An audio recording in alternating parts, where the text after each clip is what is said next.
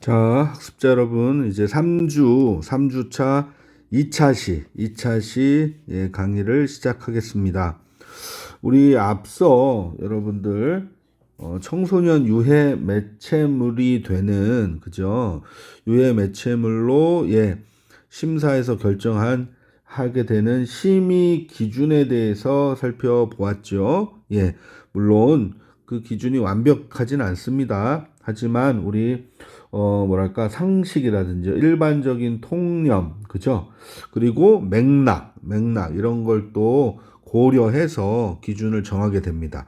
어찌되었건 간에 청소년 유해 매체물의 심의 기준이 수립되어 있다라는 것은요, 법에 규정하고 있다라는 것은 또한 각각의 어떤 매체물, 여러 가지 매체물을 만드는, 그죠? 영역의 기관들로 하여금 자율 규제를 하라고 할 수가 있겠죠. 법에 이렇게 나와 있습니다. 그죠? 매체물의 제작자 등이 자율적으로 기준 나와 있잖아요. 그죠? 결정하고, 그죠? 심의 요청하는 것이 가능하다.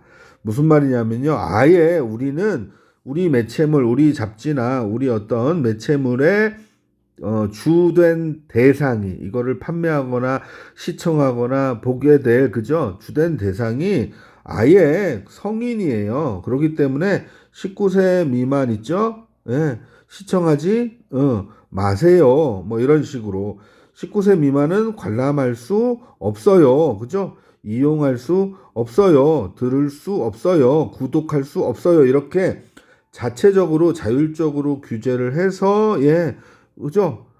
심의를 요청하는 겁니다. 우리는 19세 미만이 주된 고객층이 아니에요 라는 것이죠. 이렇게 자율적으로 규제가 되면, 그쵸? 훨씬 원활하게, 그죠? 원활하게 청소년 유해 매체물들을 심의 관리하는데 유용할 것입니다. 또한 그 매체물의 특성에 따라서는요, 만화책이에요, 잡지예요 하면 어떻게 해요? 안에 내용에 유해한 내용들이 있는 거죠. 그렇기 때문에 포장 의무가 주어진다든지요, 그죠? 이러한 어떤 포장이나 표시해 놓은 것들을 훼손하지 말라고 금지하는 규정을 담고 있고요. 또 아무 데서나 판매하지 말라. 또 우리 19세 미만이 이용할 수 있는 매체물과 그렇지 못한 매체물을 함께 다루고 있는 곳이라면, 그죠? 구분해서 격리해서 전시를 하라는 거죠. 이러한 조항들도 가지고 있습니다. 자, 조금 더 나아가 보면 방송 시간 제한이나 광고 선전 제한하는 규정을 보호법에서 갖고 있는데요. 우선 여러분들이 조금 알고 계셔야 될 것은 청소년들을 보호하기 위한, 그죠? 청소년 시청 보호 시간대라는 게 있다라는 거죠. 이 시간대 안에는 뭐예요? 청소년에게 유해한 영화라든지 방송, 그죠? 광고, 뭐 이런 것들이 들어올 수 없습니다. 평일의 경우에는 오전 7시부터 오전 9시까지와 플러스 오후 1시부터 오후 10시까지, 그쵸? 그래서 일어나서 영상을 시청하게 될 가능성이 높은 오전 시간대와 또 방과 후 오후 시간대. 자, 그래서 보통 여러분들이 알고 계시듯이 오후 10시 이후, 22시 이후에나 청소년 시청 불가, 그죠? 어떤 프로그램이나 영화나 이런 것들은 케이블이나 이런 것을 밤 늦은 시간에 하게 되죠. 자, 여기서 특징은 평일은 이렇고, 그죠? 평일은 오전 오후가 이렇고, 토요일과 공휴일 그리고 방학 기간에는 청소년들이 학교를 가지 않잖아요. 그래서 오전 7시부터 오후 10시까지. 그리고 케이블 채널의 경우에는 원해서 찾아보는 채널이죠. 그래서 케이블 채널의 경우에는 오후 6시부터 오후 10시까지는 어떻게 이 청소년 시청 보호 시간대로 정해져 있다. 여러분들 분명히 어떤 방송 프로그램에 이렇게 상단에 19세 미만 이렇게 표시가 난 것들을 보셨을 겁니다. 이게 어느 시간대에 방영이 되는지 관심을 갖고 있지 않았으면 잘 몰랐겠죠. 그래서 법에 이렇게 청소년 시청 보호 시간대가 규정되어 있다. 뿐만 아니라요, 5개 광고물 설치 부착 또는 배포함에 있어서도 제한이 있는데 청소년이 접근 제한 기능이 없는 컴퓨터 통신을 통한 광고도 마찬가지로 이러한 제한이 설정이 되게 됩니다. 그죠? 네. 자, 그 다음에 여기 이 부분에서 사실 상대적으로 굉장히 중요한 부분은 여러분들 청소년 인터넷 게임 중독 예방 부분이 되겠습니다. 그렇죠? 인터넷 게임 이용자의 친권자 등 보호자가 되겠죠. 부모 동의를 얻어서 그죠? 동의를 얻어서 회원가입하게끔 하는 것. 여러분 경험이 있을 거예요. 그래서 만 16세 미만의 청소년일 경우에 이 인터넷 게임을 하기 위해서 회원가입할 때 친권자 등의 동의를 반드시 받아야 하게끔 법에서 규정하고 있고, 그죠? 이러한 내용을 어떻게 반드시 게임 제공자는 고지 알려야 된다라는 겁니다. 앞에 회원가입할 때 이러한 것들을 반드시 알려야 한다. 그죠? 굉장히 중요한 내용이에요. 그래서 고지해야 되는 사항, 그죠? 기본적인 어떤 게임의 특성, 등급, 유료화 정책, 최근에 이런 게 중요하죠. 그리고 이용시간 16세 미만, 그죠? 그 다음에 결제 정보, 이러한 것들을 반드시 고지하게끔 되어 있습니다. 자, 그 다음에 우리 면접 시험에 또 잘 나오는 것 중에 하나가 바로 별표를 3개 하겠습니다. 심야 시간대에 인터넷 게임 제공 시간을 제한하는 거. 소위 말해서 이것을 셧다운 제도라고 합니다. 셧다운 제도. 우리 셔터를 내린다. 가게에 문에 셔터가 설치되어 있죠?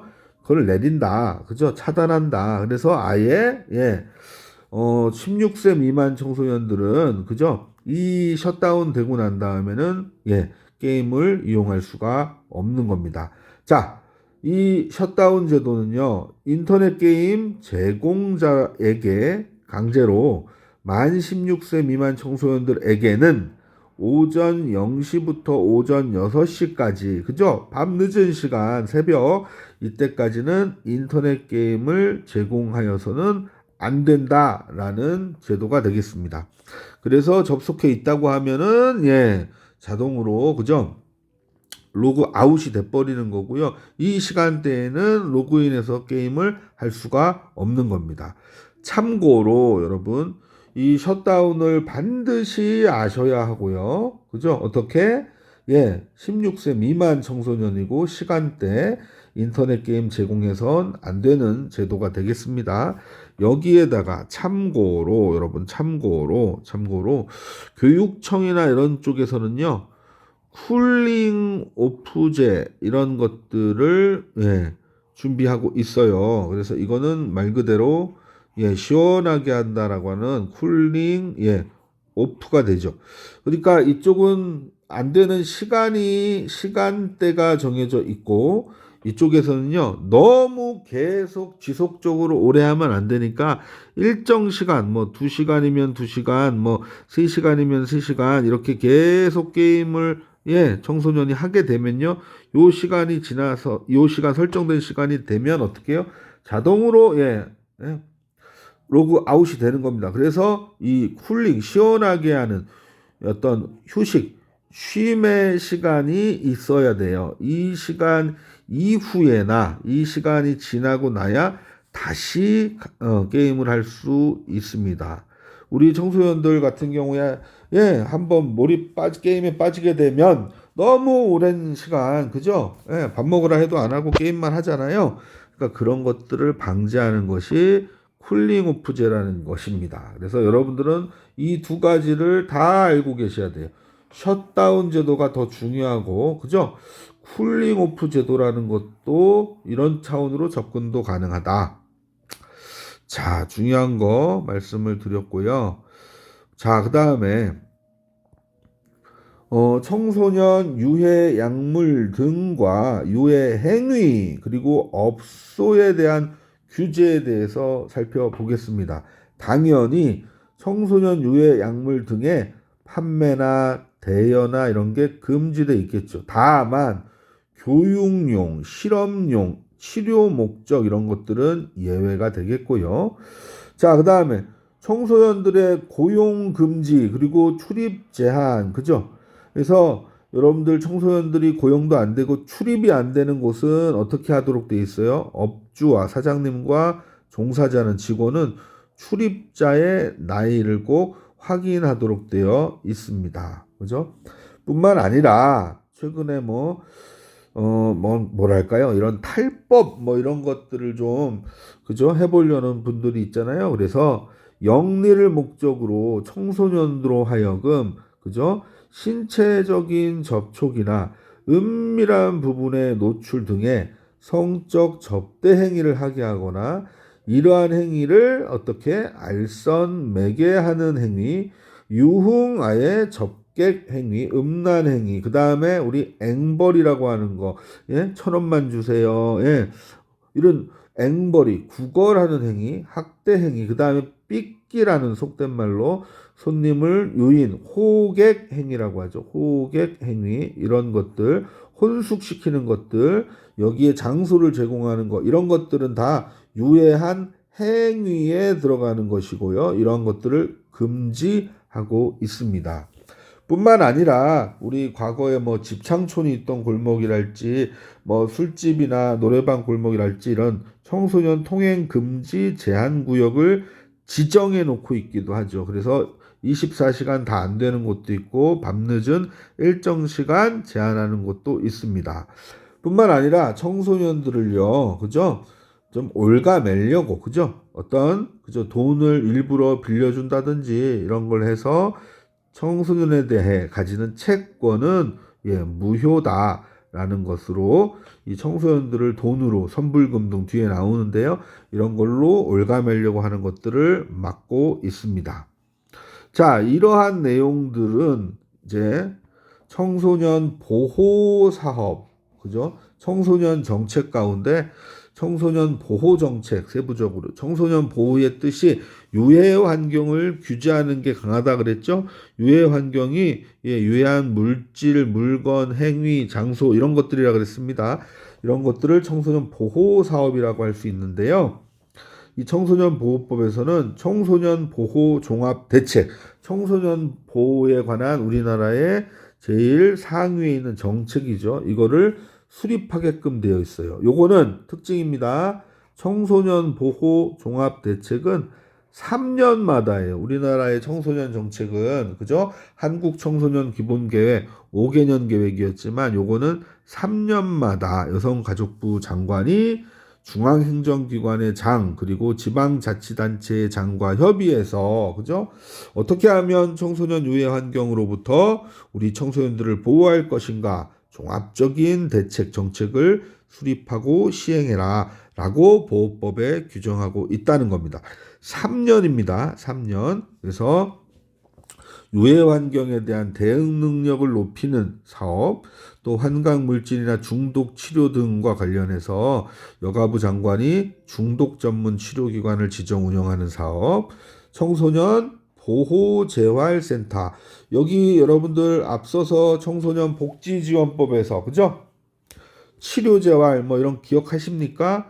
그때 청소년 복지지원법의 그 센터와 청소년 보호법의 이 센터가 안타깝지만 한 군데밖에 없다. 어떻게 그죠? 예, 국립 중앙 그죠? 청소년 디딤 센터. 그래서 이거 반드시 제가 중요하다고 그죠? 이렇게 요를 디딤돌 그죠? 디딤돌. 그래서 디딤센터. 자, 이건 특징이 뭐예요? 기숙형이다 그랬습니다. 쉽게 행동의 변화가 일어나기가 어렵잖아요. 그래서 이런 것들은 우리 기숙형으로 청소년 지도사, 청소년 상담사 이런 선생님들과 청소년들이 함께 생활하면서 그죠?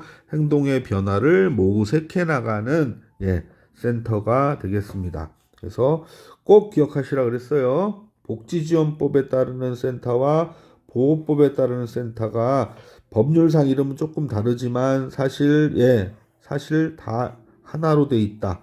하나로 돼 있다. 그죠? 왜요?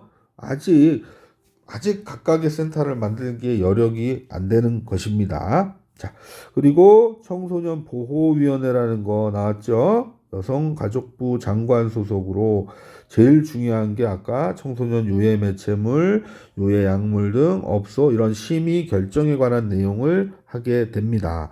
전문성을 갖기 위해서 매체물별로 전문성을 가진 심의 분과위원회를 둘 수 있게 되어져 있습니다. 여기까지가 청소년 보호법이고요. 이제 우리는 아동점 청소년의 성보호에 관한 법률을 살펴보도록 하겠습니다. 원래 시작은 청소년 성보호법이었습니다. 청소년의 성보호에 관한 법률로 먼저 시작했는데 요것이 아동 가운데 점 청소년의 성보호법으로 명칭이 변경된 겁니다. 안타까운 건데 사실 그냥 청소년 성보호법 해도 여기서 말하는 청소년은 우리 청소년 보호법에서 정의하는 만 19세 미만인 사람을 말한다. 다만 만 19세가 되는 해에 1월 1일을 맞이한 사람은 제외한다. 이 청소년이거든요. 그러니까 한선이 없잖아요. 그러니까 아동까지도 이미 보호하는 청소년으로 포함이 되는데 이 청소년이라는 그 우리가 갖고 있는 용어의 어떤 이미지, 그죠? 인식의 정도가 그래도 10대 정도는 돼야 보호하는 걸로 좀 오해가 불러일으켜서, 그죠? 이 사실 여러분 안타깝지만 조두순 사건 기억하시죠? 어린 초등학교 1학년 여학생을 갖다가 그죠? 조두순이라는 놈이 그쵸? 어떤 성폭력을 행사했습니다. 그때 초등학교 1학년 여자아이는 그죠? 원래 그대로도 되지만 청소년이 아닌 것 같은 그죠? 이미지가 있는 거예요. 그래서 안 되겠다. 이런 소녀들 그죠? 아동 소녀 이런 친구들을 명확하게 보호하고 엄하게 처벌한다는 걸 더 알려야 되겠다 해가지고 이렇게 아동점 청소년이라는 좀 뭐랄까 새로운 용어가 탄생하게 된 것입니다. 그죠? 아동점 청소년의 성보호에 관한 법률. 자, 계속해서 목적 및 주요 내용입니다. 아동점 청소년 대상 성범죄의 처벌과 절차에 관한 특례를 규정하고 처벌은 더 엄하게 하겠다는 겁니다. 뿐만 아니라 피해 아동 청소년을 위한 구제 및 지원 절차를 마련해서 이 아동 청소년 대상 성범죄자를 체계적으로 관리함으로써 우리 아동 청소년들을 성범죄로부터 보호하고 건강한 사회 구성원으로 성장할 수 있도록 하기 위한 것이 목적이고요. 그렇기 때문에 앞에서 나왔던 주요 내용 뭐예요? 아동점 청소년 대상 성범죄의 처벌과 절차에 관한 특별한 특례 정해놓은 것들, 아동 청소년 대상 성범죄의 신고, 응급조치와 지원, 선도보호, 신상정보 공개, 그리고 취업 제한. 예전에는 신상정보 공개가 조금 더 비중이 컸었는데요. 최근에는 취업 제한 부분이 중요하게 대두되고 있습니다. 그죠? 그래서 이것도 사실 말할 내용들이 상당히 많은데, 그죠? 처음에 신상 정보 공개하면 이중 처벌이다. 그죠?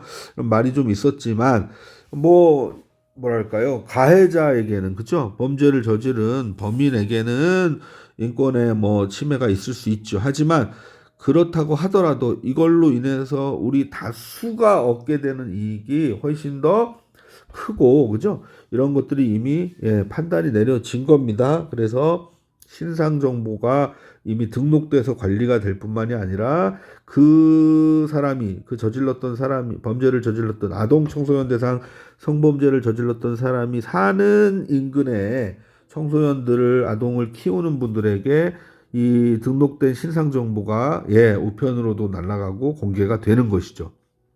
자, 최근에는 우리 청소년 활동 쪽 영역까지도 이제 이러한 죄를 지은 사람은 다 끝나도 처벌 다 받고 끝나도 10년까지는 절대 취업할 수 없는 취업 제한 규정이 정해져 있습니다.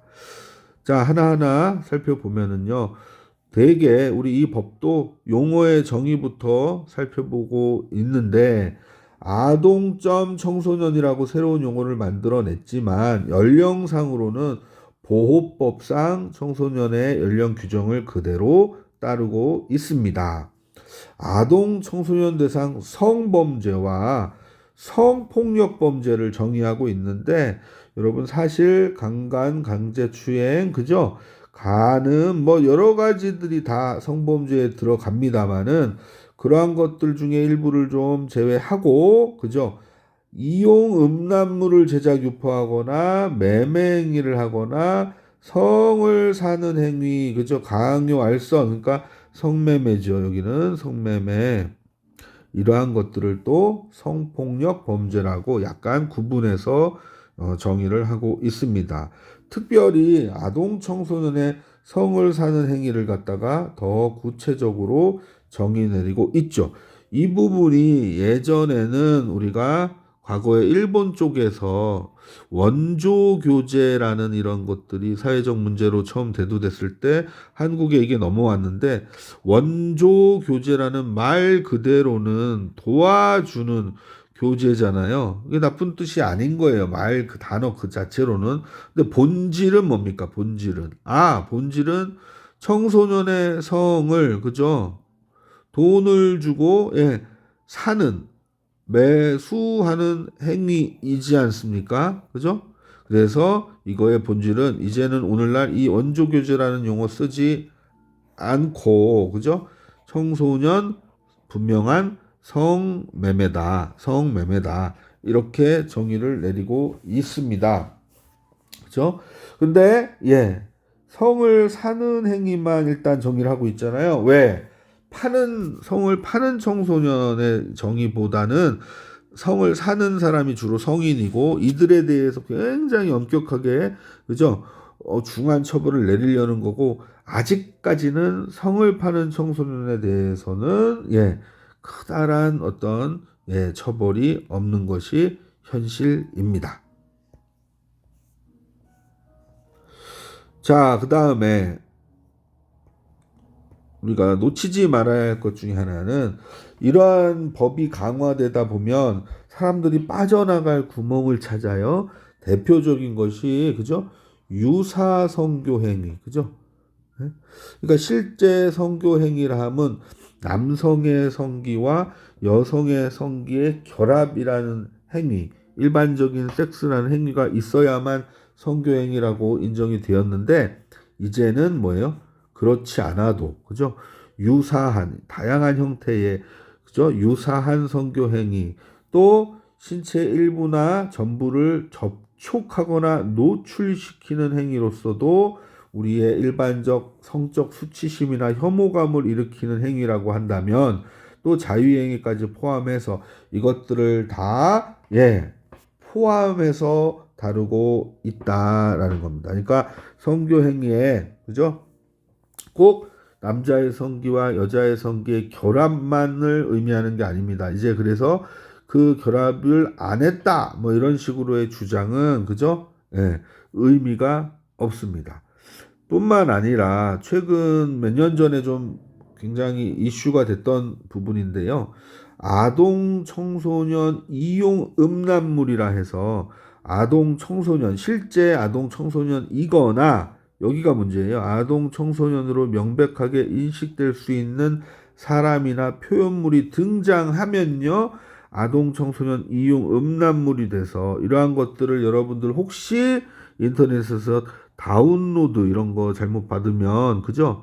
이걸 받으면 또, 예, 처벌 대상이 되는, 그죠? 이러한 것들이 몇 년 전에 좀, 예, 이슈가 됐었습니다. 무슨 얘기냐면 실제 아동 청소년이 맞는 영상도 여기에 해당하지만, 실제는 영상의 주인공이 성인이지만 아동 청소년으로 명백하게 인식될 수 있는, 그러니까 뭐 교복을 입고 있는, 그죠? 뭐 이런 거라든가 연출을 그렇게 했다고 한다면 실제로 연기자가 성인이라고 하더라도, 그죠? 이게 아동 청소년 이용 음란물이 해당이 될 수 있다라는 겁니다.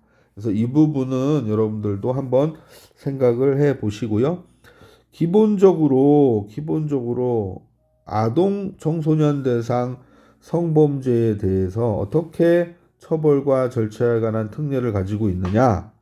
무조건 다른 형법이나 이런 거에서 보다는 더 무겁게 엄중 처벌하고 있습니다. 그래서 이 강간 뭐 이런 경우에 무기징역까지도 선고가 가능하다. 뿐만 아니라 실제 때리거나 이런 것뿐만 아니라요, 내가 사장님이고 우리 청소년이 뭐야? 알바생이에요. 예? 아니면 학원 선생님이라든지 어떤 위계, 예? 위력, 그러니까 어떤 직책이라든가 권한이라든가 이런 걸 가지고서도 꼼짝 못하게 해서, 그러니까 뭐랄까 폭력을 써서 억지로, 그죠? 강제로 했을 때 강간이고, 그런 것까지는 아니다 그러면은 간음이라는 거잖아요. 그러나 위계나 위력으로서 간음하거나 추행한 자도 동일하게 적용한다. 엄격하게, 엄중하게 미수범도 처벌한다. 이렇게 돼 있습니다. 역시 아까 얘기했던 아동 청소년 이용 음란물을 제작, 배포하는 등도 마찬가지이고요. 알면서도 아까 얘기했잖아요. 이걸 소지한 자도, 예, 처벌을 하고 있습니다. 자, 아동 청소년의 성을 사는 행위, 성인인데 말이죠. 아동 청소년의 성을 돈을 주고 사여 성매매한 거죠. 그죠? 예. 또 성을 사기 위해 유인하거나 성을 팔도록 권유하거나 이런 사람들까지도 다 엄중 처벌하고 있습니다. 자, 강요 행위도 엄중 처벌합니다. 폭행으로, 협박으로, 그죠? 예. 저기 어디 모텔이나 어디 가서 모르는, 그죠? 성인 남자 아저씨, 그죠? 방에 들어가라. 성을 사는 행위에 상대방이 되게끔 협박하거나 이런 것들. 그리고 이제 앞에서 언급을 조금 드렸죠? 선불금이라고 해서, 원래는 이제 사실 성인들 사이에 다방이라든지 무슨 어떤 그 룸사롱이라든지, 예, 뭐 이런 쪽에, 예, 어떤 접객원, 뭐 다방은 뭐 종업원을 우리 속된 말로 옛날에 레지 뭐 이런 식으로도 불렀는데요. 하여튼 이 종업원들에 대해서 도망도 못 가고, 예, 여기에 꼭 일하게 만들려고, 그죠? 전통적으로 생각해냈던 것 중에 하나가 선불금을 쓰게 하는 겁니다. 선불금, 그죠? 그러니까 옷도 사 입어야 되고 화장품도 사야 되고 반값도 내야 되고 하니까 미리, 예, 사장이나 이런 사람들이 땡겨주는 거죠. 근데 그냥은 아니로, 예, 작성을 하지 않습니까? 이러한 것들을 정식 채무로 만드는 거죠. 채무, 빚으로 만든 겁니다. 이러한 것들을 방법으로 해서 너 이 빚을 못 갚으니까 말이죠. 예, 아동 청소년을 곤경에 빠뜨리거나, 그죠? 이런 것들, 아까 위계 위력으로 하여금, 그죠? 이 성매매에 상대방이 되게 하거나 이런 경우, 그죠? 이런 경우도 다 포함해서 엄중 처벌을 합니다. 특히, 예, 아르바이트 업무나 고용이나 이런 관계로, 그죠? 청소년이 그 성인의 보호 감독을 받고 있기 때문에 그러한 것들을 이용하는 경우도 마찬가지입니다. 그죠? 또 영업으로, 그죠? 영업으로 이 아동 청소년인데 그러면 안 되는데, 그죠? 예. 이쁜 어린애 있다고 말이죠. 성인들을 꼬셔가지고 이렇게 또 우리 술집이나 가게로 들어오게 하거나 유인 권유한 자 다 여기에 엄중처벌, 강요행위에 해당이 되겠습니다. 자, 뿐만 아니라, 예, 알선 영업, 그죠? 알선 영업.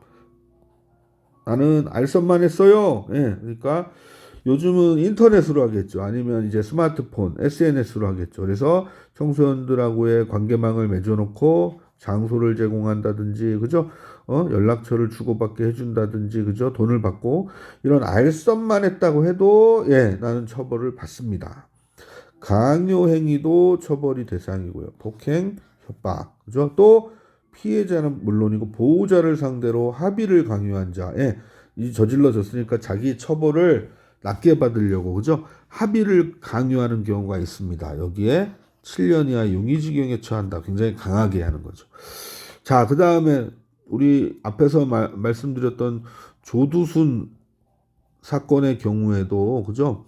조두순이가 그죠? 항소를 하고 항변을 하는 것 중에 하나가 뭐예요? 자기가 예, 술 취해서 예, 인사불성의 상태에서 그죠? 예, 어떤 자기도 모르는 짓을 이런 걸 저질렀다. 이거 좀 정상 참작해 주세요. 이런 거 예전에는 가능했는데 이제는 안 된다 이거죠. 예, 이제는 안 된다. 그래서 먼저 신고 의무자인 경우에 이런 신고 의무자임에도 불구하고 아동 청소년 대상 성범죄를 저질렀을 때 당연히 가중처벌이고요.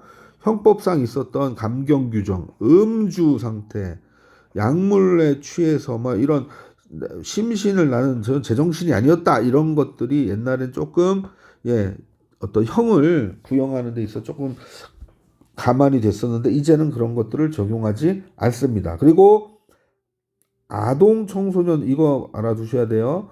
아동 청소년 대상 성범죄 경우에는 이제 뭐예요? 공소시효가 적용되지 않습니다. 공소시효가 적용되지 않아요. 그래서 이게 다르다는 게 뭐냐면 원래 아동 청소년이었는데 성년이 되면 그때부터 공소시효가 시작될 뿐만 아니라 DNA 등 과학적 증거가 채취돼 있으면 10년이 연장되고 여기 말씀드린 게 제가 공소시효 없는 게 아예 너무 어린 13세 미만이거나 장애가 있는 사람의 경우를 또 대상으로 성범죄를 저질렀으면 공소시효를 적용하지 않는다라는 거죠. 그렇죠? 죽을 때까지, 그죠? 죽을 때까지 잡히면 예, 형사소출을 당하게 되어 있습니다. 자, 그다음에 이 형벌은 형벌대로 받고요. 또 수강명령 등도 같이 병과된다라는 거죠. 근데 저지른 사람이 소년범일 경우에는 반드시 보호관찰을 붙이게 되어 있고, 자, 유죄 판결을 받은 사람들 형벌은 형별대로 선고받고 500시간 범위 내에서 재범 예방에 필요한 수강 명령을 또 성폭력 치료 프로그램 이수 명령을 병과한다. 둘 다 해야 된다는 겁니다. 그죠? 형벌은 형벌대로 받고 예, 이 성폭력 치료 프로그램 이수 또는 재범 예방 수강 명령 이런 거 있죠? 네, 이것들을 병과한다. 그죠? 만약에 아동 청소년 대상 성범죄자가 안타깝지만 예, 친권자 아빠이거나 막 이럴 경우에 친권 상실 청구를 해야 된다. 예. 그래서 법원에다가 검사가 뭐해? 아이고 친아버지가 이런 일을 저질렀기 때문에 더 이상 친권을 유지했을 때에는 예, 위험하다. 친권 상실 선고를 내려주세요라고 청구를 하면 예, 재판에서 판사님이 예, 법원에서 이것들을 선고를 내려주게 되어 있습니다. 뿐만 아니라 피해 아동 청소년의 최초 보호 조치, 수사 및 재판 절차상 배려, 신뢰관계에 있는 사람이 동석할 수 있게끔 해주는 것도 예, 규정에 담겨져 있습니다. 자, 우선 제일 중요한 부분이 되겠죠. 아동 청소년 대상 성범죄의 신고와 응급조치입니다. 자, 여기 이제는 우리 아동학대랑 똑같죠. 요거는 반드시 알아야 돼. 누구든지 아동 청소년 대상 성범죄의 발생 사실을 알게 된 때에는 누구든지 신고할 수 있습니다. 그런데 예, 신고 의무자의 경우에 이게 지속 확대되고 있습니다. 신고 의무자의 경우에는 반드시 신고해야 됩니다. 반드시 신고해야 됩니다. 여기가 대표적인 신고 의무자가 되겠고요. 여러분이 청소년 지도사를 따서 혹시 청소년 문화의 집이라든지 청소년 수련관에 근무를 하신다면 뭐가 됩니까? 청소년 활동시설에 들어가게 되겠죠. 그래서 신고 의무자에 해당하게 됩니다. 그래서 이러한 신고 의무 교육에 대해서 자격 취득 과정에 그러니까 연수 같은 것에 포함되게끔 해놓고 있습니다. 또 피해아동 청소년의 보호, 피해아동 청소년의 상담 치료에 대한 규정도 가지고 있습니다. 자, 여기 한번 여기까지 하고 우리 아동 청소년의 선도 보호까지 하고 우리 이제 중요한 신상 정보와 공개 취업 제한 부분은 다음 시간에 하는 걸로 하시죠. 자, 아동 청소년 선도 보호에 대한 규정도 가지고 있습니다. 대상 아동 청소년에 대한 수사 같은 거 할 때 일단 아까 뭐라 그랬어요? 성을 사는 행위를 집중적으로 처벌하려고 그러죠. 주로 성인 아저씨들이니까. 왜? 청소년들은 보호 재활을 위해서 원칙은 처벌하지 않는 게 원칙이 일단 되겠습니다. 그리고 소년이잖아요. 만 19세 미만 소년법에 의한 소년, 그래서 소년부 보호 사건으로 처리하려고 합니다. 자, 근데 또한 이 가해자들을 그죠? 가해자가 청소년일 경우도 있을 수 있겠죠. 그러면 어떻게 해요? 보호 관찰을 붙이려고 한다. 또 그다음에 분리나 퇴거 조치 하여튼 떨어뜨려 주려고 한다. 접근 금지 이런 것들을 해주려고 한다는 거죠. 그리고 보호시설이나 상담시설을 연계해주고 교육 프로그램 운영 그죠? 그래서 아동 청소년의 선도 보호에 대한 대상 아동 청소년이냐 그죠? 피해 아동 청소년에 따라서 조금 다를 수는 있겠습니다.